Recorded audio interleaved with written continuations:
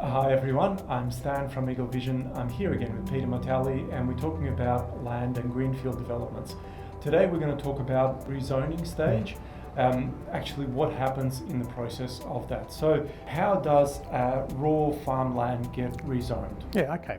So as I said in initial videos, that it's managed by the Victorian Planning Authority, the rezoning. So it goes through a process and the process can be very lengthy.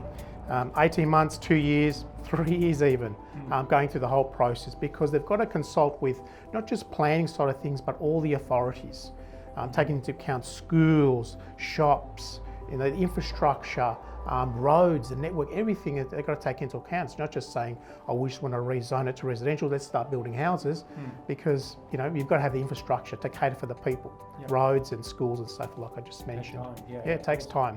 When the VPA, let's say, puts the land into rezoning, what happens then? Yeah, well, one of the things is that it's going through the process. So the developers know and the farmers know that it's going to be rezoned. So that's where the value of the land significantly starts to increase. Okay? And I'll give you an example, for instance. So I was involved with this acquisition. In 2017, the developers bought about 100 hectares in the north, and they paid $44 million for this land. Okay, the PSP just started, so it was years away. So they never settled on that land? Never settled on the land. The term was 5-year settlement.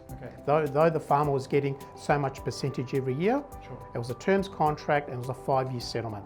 So a year later, those developers end up on selling the property for $65 million in 2018, to other developers.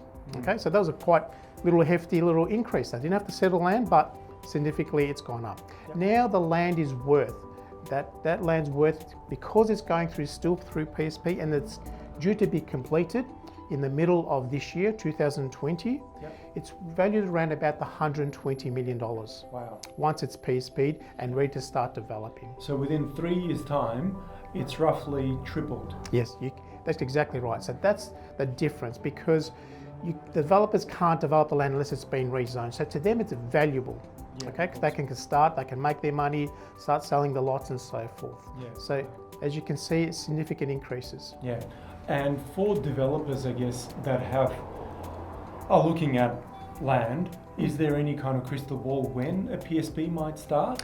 Look, it's very hard to say when, and even the VPA can't even give you an exact time. They give you an estimate, because sometimes it gets stalled because they've got to consult with authorities, or there's something's come up and they've got to do more reports and things like that. So it's not like an exact date that you get, but once it starts, you know it's going to happen. Well, at the moment, the 4 areas that the VPA is managing, Victoria, are ahead of predictions. They actually predict the population growth, saying, oh, we're going to need so many houses and so much people are coming to Victoria. Now, never in the history has ever those 4 growth areas been ahead of prediction. So what does it mean that they're ahead in the predictions? That means that they've estimated so many people in these growth areas that were going to live there. They've actually been more than what they estimated. So we've got a population growth, as you can see in Victoria. So now they're lagging behind in infrastructure. Right, okay. So that's going to take some time, obviously, to roll through. But correct. Fair enough. All right, so look, that's roughly what we wanted to cover in the rezoning process video. Next time around, we're going to talk about some of the actual development parts of it. Thank you for watching.